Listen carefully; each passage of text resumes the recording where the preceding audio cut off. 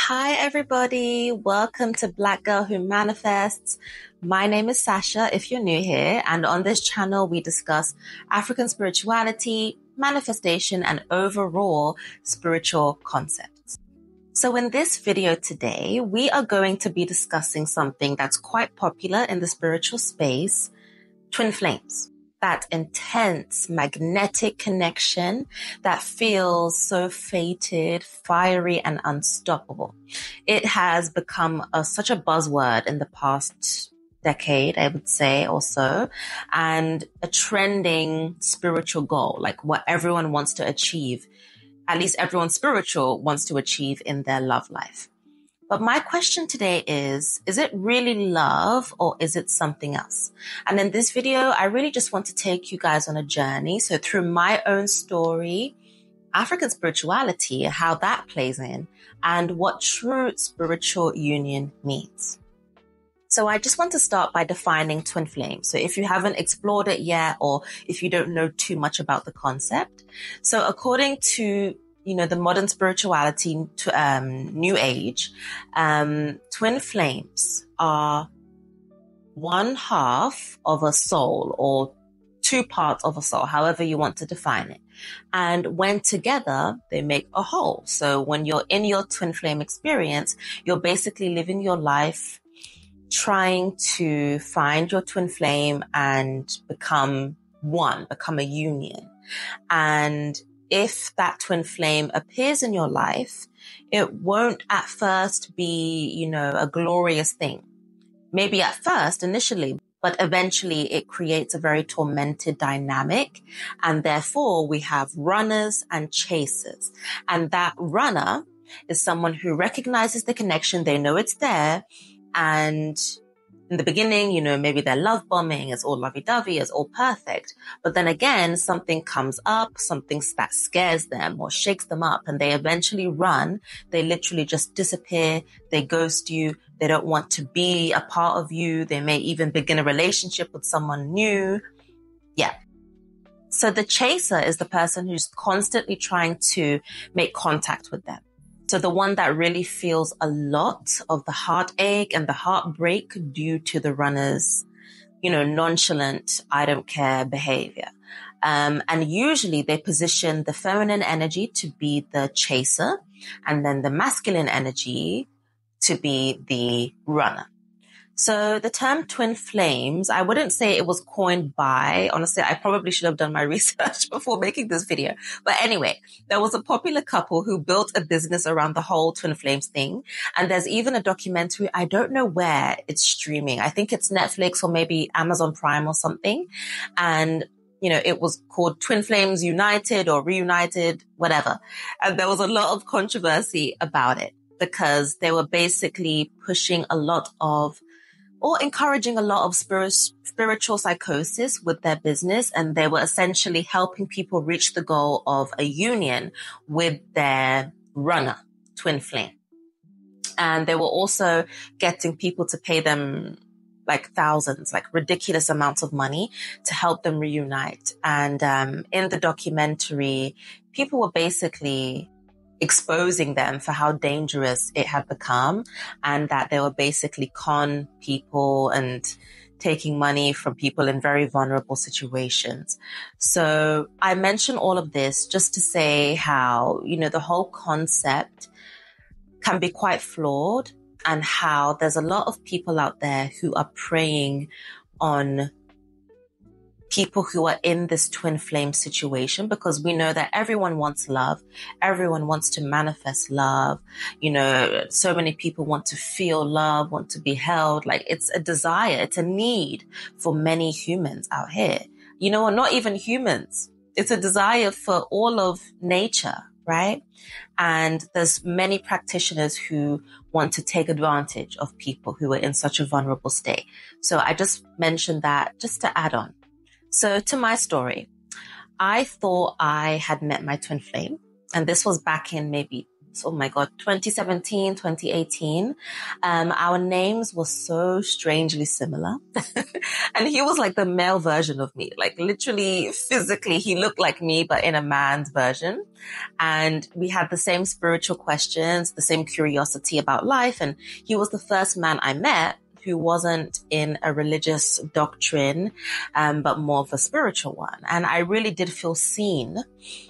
And everything was great. But then the running began. So the coldness, the distance, the confusion, but still we couldn't stay away from each other. And when you look at this from an outside perspective, it might sound romantic, but it's not. It often leads to emotional chaos, which is what I went through for sure, like the push-pull dynamics, the obsession, the psychological distress. And even there's some therapists right now who are warning that it can trigger psychosis or like a spiritual psychosis for people who are really vulnerable. And that is really serious. So in my own journey and once going through my cultural awakening, I wondered, what would my own ancestors say about love and spiritual partnership? What does African spirituality teach? So in our own sciences and our own spiritualities, love is more than emotion. It is alignment. And you don't just meet a partner. You recognize that a soul is aligned with your destiny. And this recognition, it's not based on chaos. It's calm and purposeful. I love Yoruba spirituality because it provides so many tangible examples to use. Like take Shango and Oshun. So Shango represents power, masculinity, thunder. And then Oshun represents the sweetness, the femininity, the fertility, grace, and so on. And together, they complement each other and balance each other. So this union serves not just them, but the community. And in our traditions, marriage isn't just about choice. It's about spiritual compatibility, ancestral approval, and shared purpose. So when my twin flame runner ran and ghosted me or whatever, I was devastated. Like I was really, really sad, but I was really confused as well. And confusion just creates so much destruction, guys. Really. Love should not be confusing to that extent. No relationship needs to be like that. And through my cultural awakening, through me waking up, I realized that, okay, this is not my destiny. This was just simply a lesson. And the obsession that I had and that he had with me, like it wasn't love. It was simply a mirror showing me that I needed to heal. And then I remembered the wisdom of my elders, basically. So if the ancestors reject it, it will not stand. So then I began to do my own work. I built my altar. I talked to my ancestors and built a relationship. Then I asked them some questions and then I listened. They showed me and told me that love must be mutual. It must be approved and it must serve a higher calling. So therefore I actually made a list of what I wanted in my soulmate, in my man and my husband, and everything, literally everything that I wrote, came. So writing everything down that I wanted in a man, literally it was so exact and so intricate. Even some of the things I wrote, I kind of felt like they would be impossible, but they still came. Even down to how we met and the circumstances in which we met, it came. But you know what? That's a story for another day, I think. And I will probably make a video on that at some point because I think it's a beautiful story to share. And I really want to inspire some of you too when it comes for your quest or comes to your quest for love.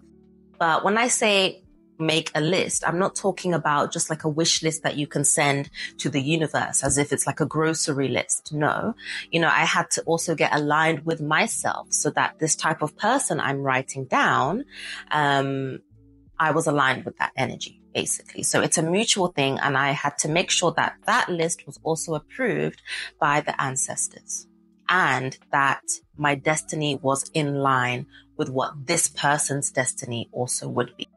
So yes, soulmates are real in African spirituality, but it's not in the obsessive way that twin flames are being marketed to us. So here is the more practical part of the video. Here's how you know if someone is a soulmate. So number one, you feel peace, not anxiety all the time. And you both grow spiritually together. And spiritually could be in many different ways, right? But everything starts in the spirit. Remember that. So if you're both on a fitness journey, it's not just one person working and trying to be healthy and better their health. It's also impacting the other person, and you both do that together. That is spiritual growth, even though it's on the outside, it's a physical fitness thing, for example. The next thing to know is that, is your union benefiting others, not just the two of you only? So who are you both kind of helping and guiding and representing simply by being together? What work are you guys doing together to help the wider community? Another way to know is, elders or diviners, they feel that peace and harmony when they are amongst the two of you. And here is a really good way to test. So if you live together with a partner or something, you can build an altar together and offer, some water, a white candle, and ask the ancestors together. So both of your individual ancestors from your bloodlines, is this union approved? And you can pay attention to your dreams and signs and even physical sensations too. And if you're not able to do that, or if you don't necessarily live with, the person you're seeing or dating, you could also just build your own separate altars too, which is a good sign that you're both on the same spiritual path. But you can build your own separate altars in your own spaces and ask those same questions. Some things may come up, like when my husband and I built our altars together. So we built one altar together. It was his ancestors, my ancestors on there. There was a little bit of turbulence in the beginning, and we know that was a spiritual thing, but eventually there was so much peace, so much harmony. And that's when we realized that, okay, they have approved. Different debts have settled, different issues have cleared. We're good to go. And we also went to the motherland as well. And we had our second wedding there, our traditional spiritual wedding. And the diviners there also approved. And they told us our mission. And then when we have our children, the mission of our children as well. So I just want to leave you guys with this. Love doesn't have to hurt. And a union with a person should never have to confuse you too much like that. So true spiritual partnership is calm, it's aligned, and it's completely approved by the ancestors.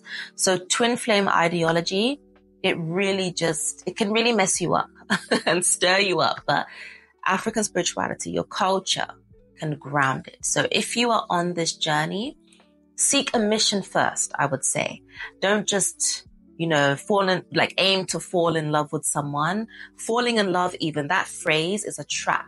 You are basically rising in purpose. You're not falling into something, if that makes sense.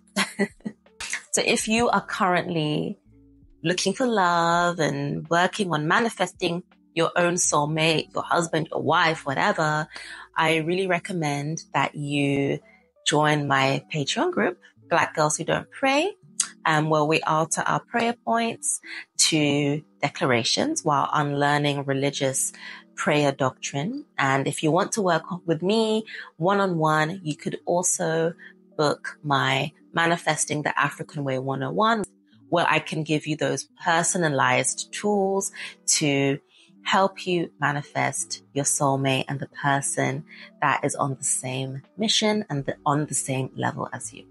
Thank you guys so much for watching. Please like, comment, subscribe, and I will see you in the next video. Bye.